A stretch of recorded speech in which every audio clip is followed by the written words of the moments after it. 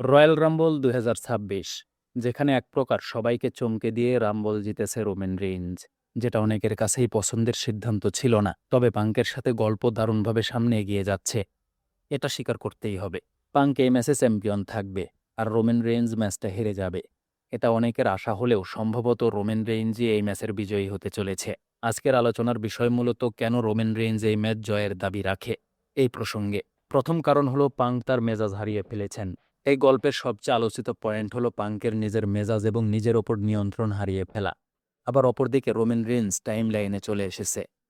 গত রতে রোমান যখন পাঙ্ককে বুড়া বলেছিল, তখন পাঙ্ক এটাকে ফিজিক্যালি নিয়েছে। ফলে স্পষ্ট হচ্ছে রোমান রেইনস প্রথমেই মাইন্ড গেমে পাঙ্ককে হারিয়ে দিয়েছে, আর একইভাবে নিজেকে শক্ত রেখেছে, যেটা মূলত তাকে উৎফুল্ল রেখেছে। শুরুতেই আত্মবিশ্বাস তাকে জয়ের ক্ষেত্রে অনেক এগিয়ে রাখবে। রোমান রেইনসের মেজর লাইন আপ যদি পাঙ্কের সাথে রোমান রেইনসের চ্যাম্পিয়নশিপের তুলনা করেন, তাহলে দেখতে পাবেন এখানে রোমান চ্যাম্পিয়ন হিসাবে পাঙ্কের চেয়ে অনেক এগিয়ে আছে।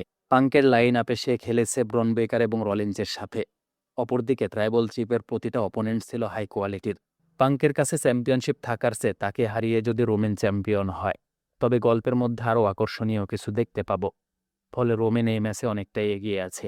World heavyweight title stick triple H নতুন এই টাইটেল উন্মোচন করেছেন 2023 সালে, আর চ্যাম্পিয়ন তৈরি হয়েছে রেসেমিনিয়াতে। এরপর এটা অনেকের হাত বদল হয়েছে, যেখানে রলিন্সের কাছ থেকে ড্রিউ ম্যাকিন্টায়ার, ম্যাকিন্টায়ারের কাছ থেকে প্রিস্ট, এভাবে হাত বদল হয়েই যাচ্ছে।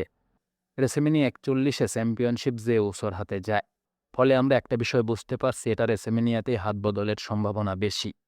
আর রোমান রেইনসকে এটা দিয়ে নতুন রেকর্ডও করা হতে পারে।